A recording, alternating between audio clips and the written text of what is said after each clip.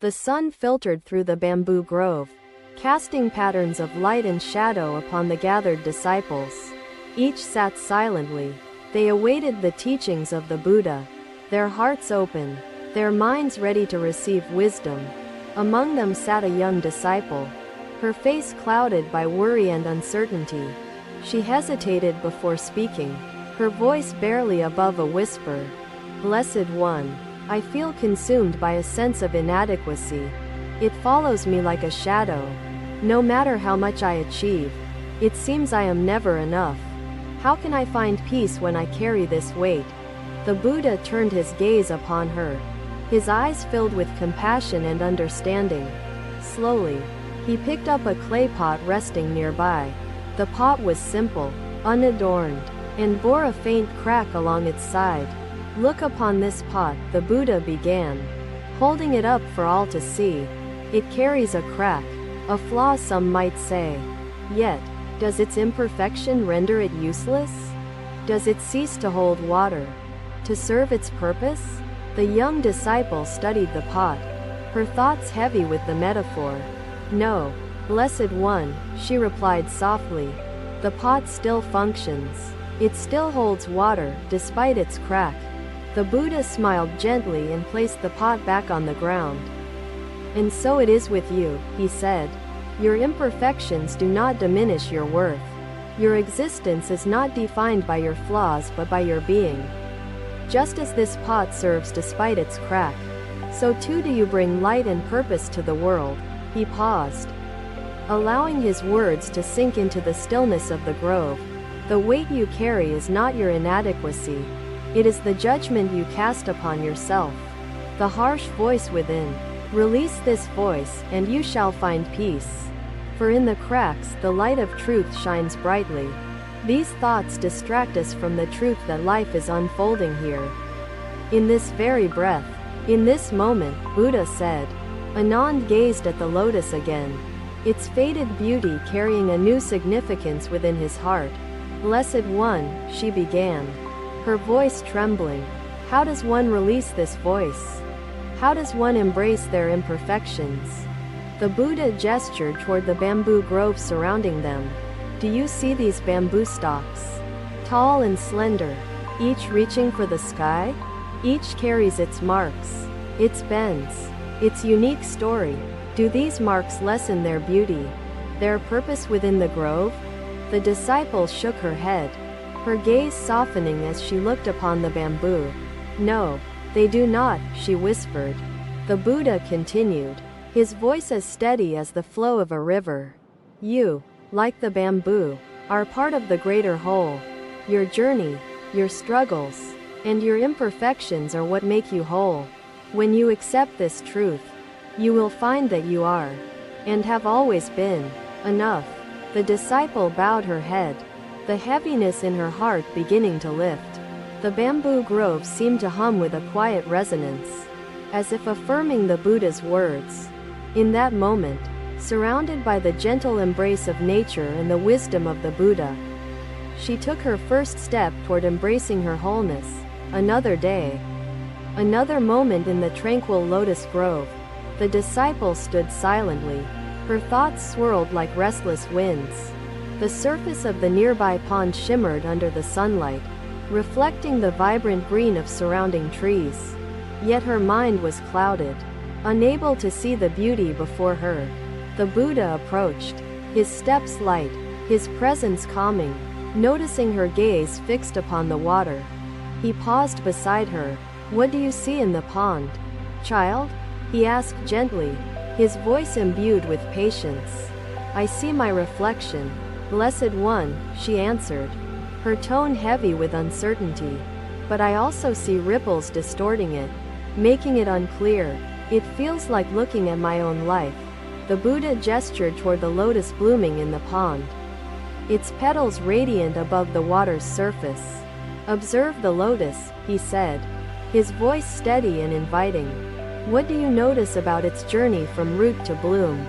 The disciple studied the flower, her thoughts slowing as she focused. The lotus rises above the water, but its roots remain submerged in the mud. Yet it blooms in purity, she responded. The Buddha smiled, his expression serene.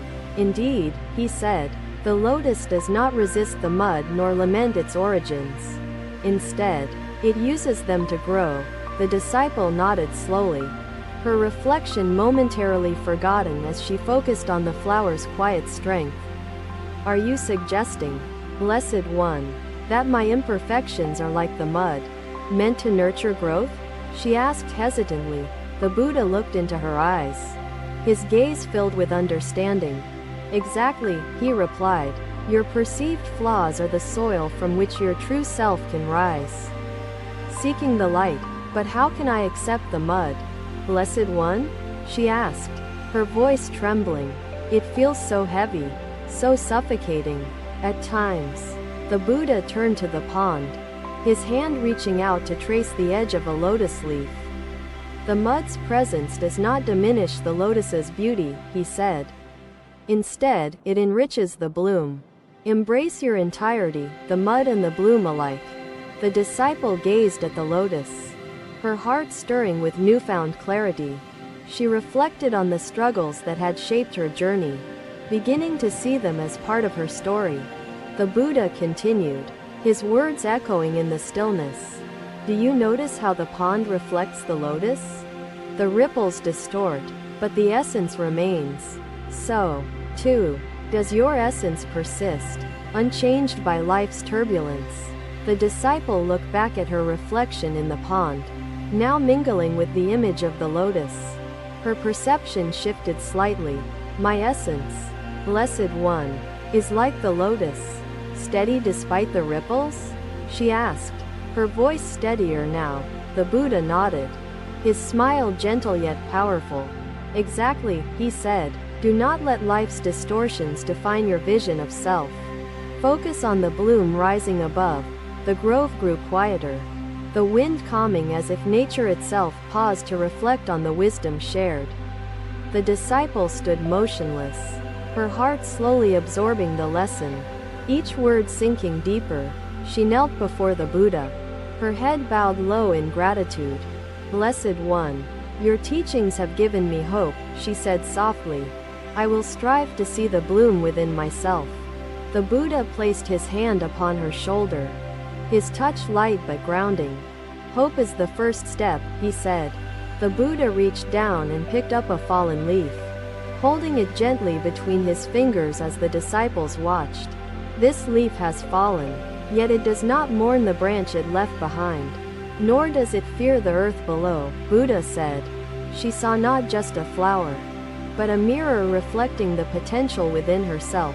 As the day turned to dusk, the pond shimmered once more, its surface now a canvas of calm waters and radiant blooms.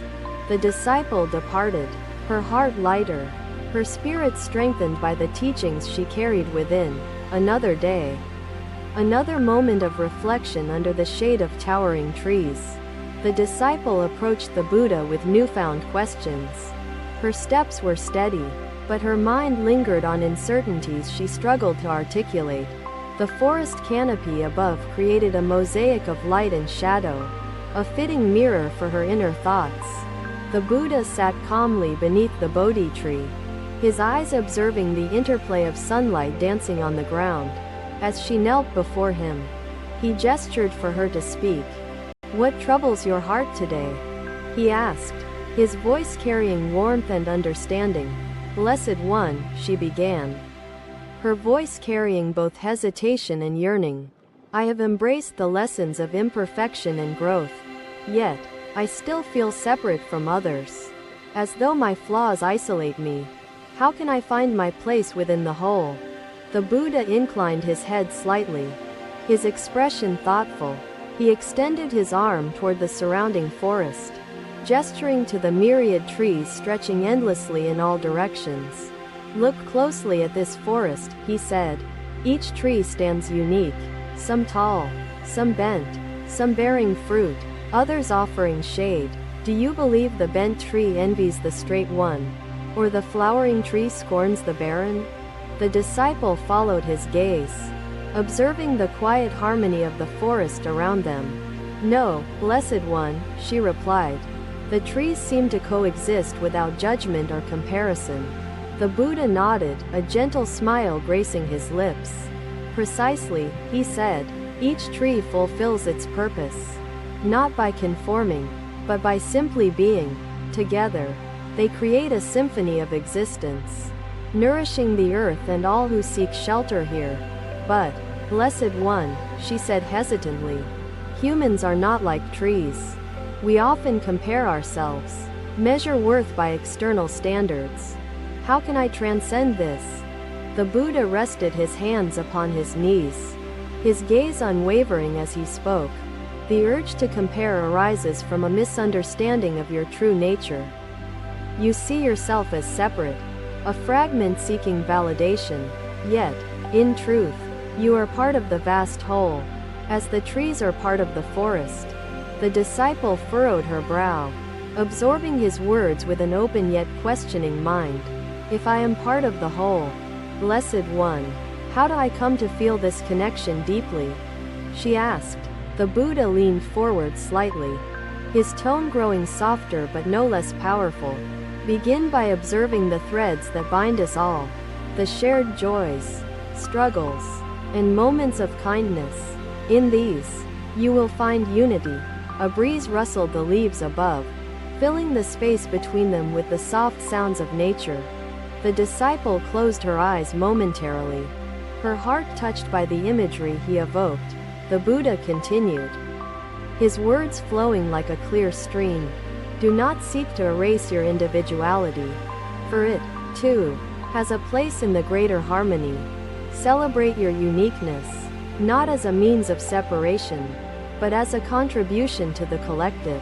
The Buddha gestured toward the courtyard, its lamps casting gentle light upon the surrounding gardens, illuminating paths of reflection and understanding. Each flame burns with its own light, yet together they create a radiance that dispels the darkness around them, Buddha said. How can I balance them? The Buddha gestured to a nearby tree, its branches stretching in various directions. This tree does not shrink from its form, nor does it dominate the grove. It thrives by being true to itself, while coexisting peacefully with others. So must you learn to honor your individuality as a gift to the whole. The disciple gazed at the tree, her thoughts settling into a deeper rhythm. She began to see herself reflected in its quiet resilience, its unassuming presence. Do you now understand?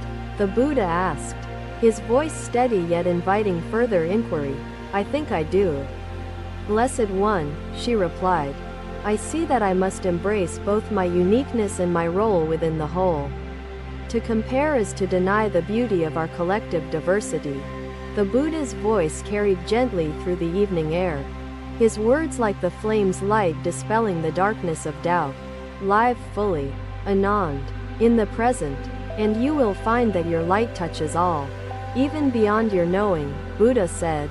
Remember, the forest thrives not despite its differences, but because of them. So it is with humanity. The disciple bowed deeply, her heart lighter yet more grounded than before.